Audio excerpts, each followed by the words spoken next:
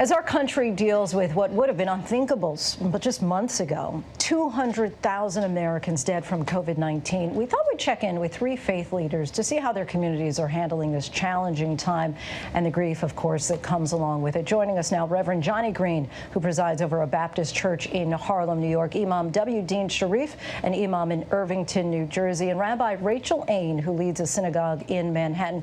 Thank you all so much for your time. Of course, community is so important to the grieving process. How challenging have these past 6 months been for each of you and your faith communities, especially given your limited ability to see people face to face? I'd like to start with you, Reverend Green. I understand your congregation has lost 13 members to COVID.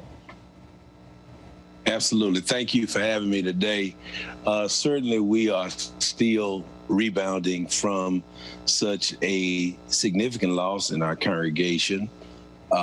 We have continued to do our worship and our total church ministry virtually.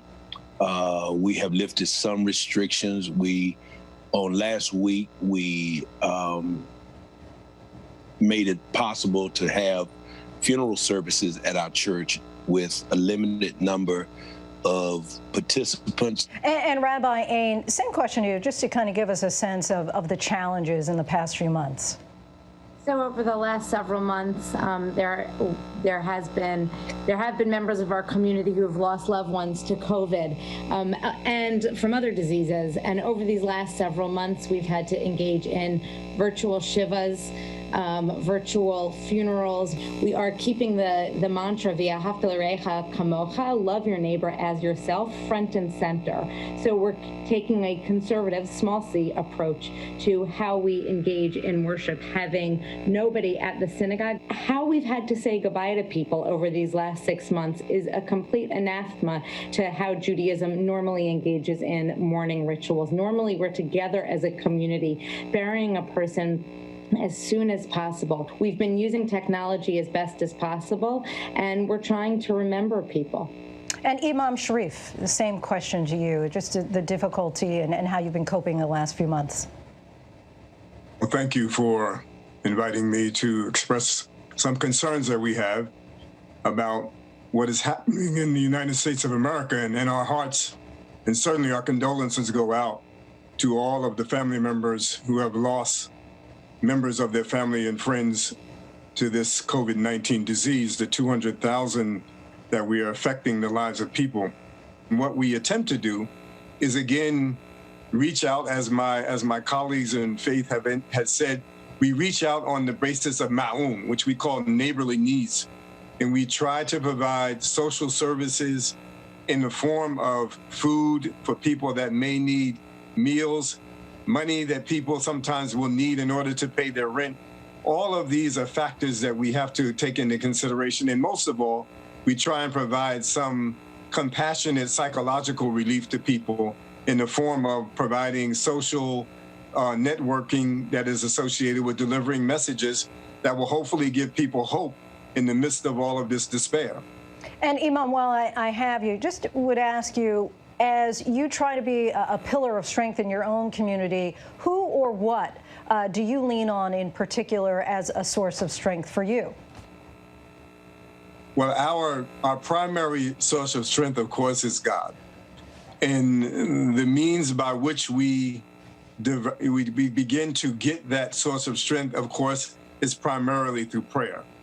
And so for us in the Muslim community, we have a prescription of praying 5 times a day. And of course, this COVID-19 situation has limited our access to not only being able to come out to the mosque for the 5 prayers, and we're checking on each other. So that's the most important factor, is to make sure that we can lean on each other, we can lean on God, and we can lean on the book that is associated with giving guidance to our faith. And Rabbi Ain, the same question to you. If there's a particular person, a particular prayer that you have relied on and leaned on and leaned into during this time. I think I've leaned into our morning and afternoon and evening prayers, similar to what the imam said, the idea that we come together on a routine, a ritualized basis. Even though people aren't coming together physically, we've been able to remain connected virtually, to say the morning MOURNING morning prayers and the MORNING morning prayers together.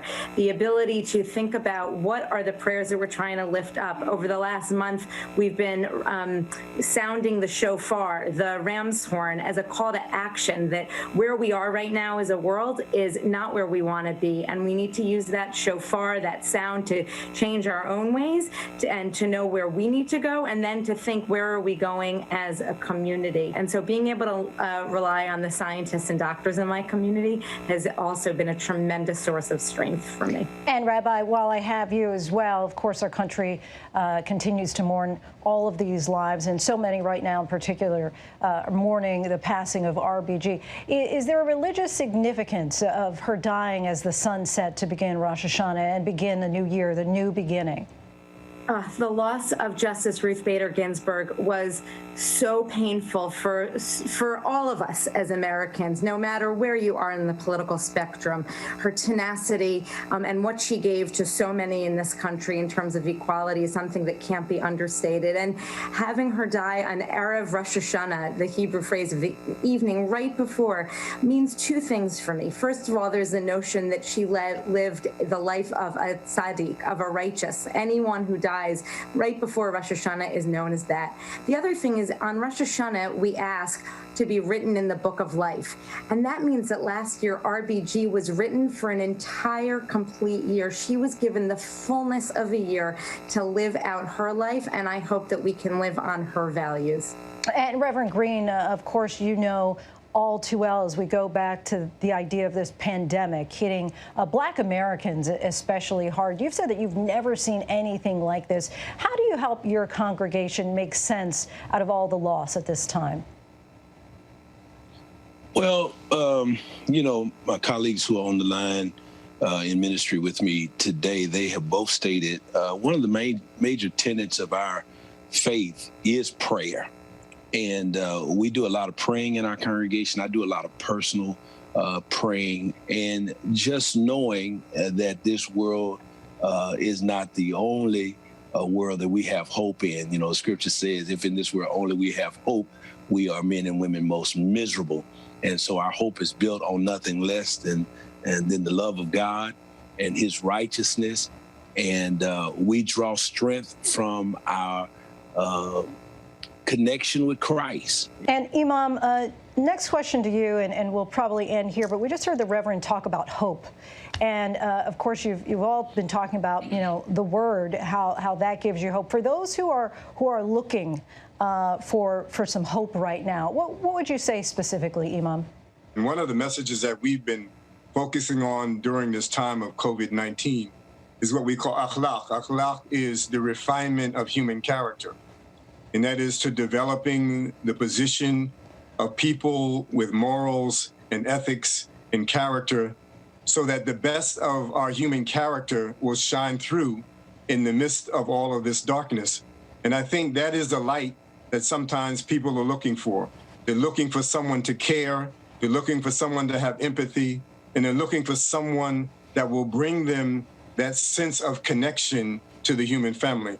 And I believe that the message that you're delivering today is also a lifting of hope, meaning that you have three faiths coming together, and you have three leaders of faiths that are coming together to deliver a message of hope that hopefully everybody within this universal family can relate to. The universal family is right. Rabbi Ain will give you the last word here as far as those looking for hope. What do you say? Every week we say a prayer for our country, we say a prayer for peace. And somebody once said to me, Rabbi, why do we keep saying these prayers if we don't see a lot of change?